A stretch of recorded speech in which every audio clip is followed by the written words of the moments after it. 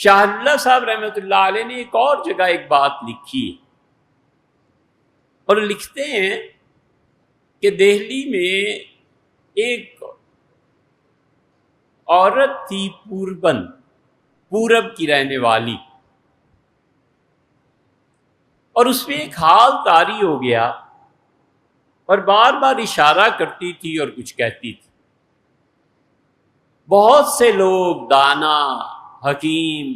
زبان کے ماہرین آئے کہ یہ عورت کہتی کیا ہے۔ تو ہمارے چچا کو بھی دعوت دی گئی اور میں بچہ تھا جب چچا کے ساتھ گیا، تو وہ کئی مرتبہ سن کے اس فکرے کو پہچان گئے کہ وہ بوڑھی بیچاری موت کے قریب پورب کی رہنے والی کیا کہتی ہے۔ تو چچا نے ان کو کہا کہ یہ کہتی ہے کہ یہ کچھ لڑکے کھڑے ہیں خوبصورت سے اور مجھے کہتے ہیں کہ کوئی خوف نہیں ہے، کوئی رنج نہیں ہے، کوئی خوف نہیں ہے، کوئی رنج نہیں ہے، اور بس تجھے لے چلتے ہیں۔ اور مجھے ان کی اس بات پہ بڑی خوشی ہوتی ہے، دل میں سکون آتا ہے۔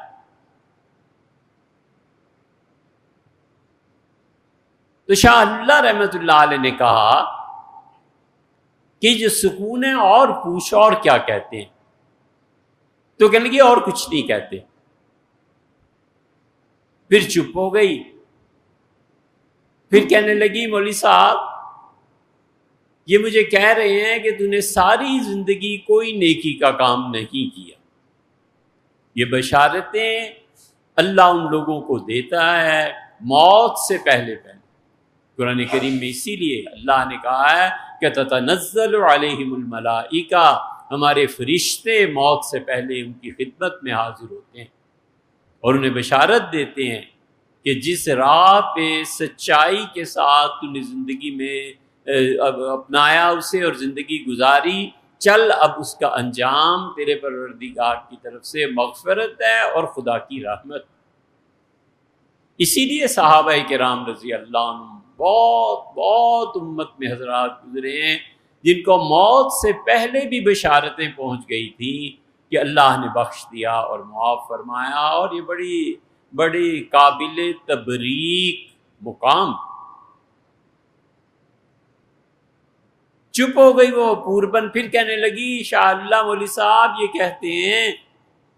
کہ تو نے نماز نہیں پڑھی، کوئی نیکی کا کام نہیں کیا، مگر ایک دن سردیوں کا موسم تھا اور تو گھر والوں کے لیے گھی لینے گئی بازار، اور گھی جب تو لے کے آئی تو اسے گرم کیا، اس میں سے 1 روپیہ چاندی کا خالص نکلا۔ پہلے تو تیری نیت خراب ہوئی کہ اسے رکھ لوں، پھر تو نے کہا یہ میرے لیے جائز نہیں ہے، یہ مالکوں کا پیسہ ہے، ان تک پہنچنا چاہیے۔ بس تیرا یہ عمل امانت داری کا اللہ نے اتنا پسند فرمایا کہ اللہ نے میں بلا کے کہا کہ اس کی موت کے وقت میں تمہیں بھیجوں گا، اور اس بی بی سے کہنا کہ تم آ جاؤ، لا خوف علیہم ولا ہم یحزنون، نہ تمہیں کوئی خوف ہے نہ رنج ہے، سیدھی جنت۔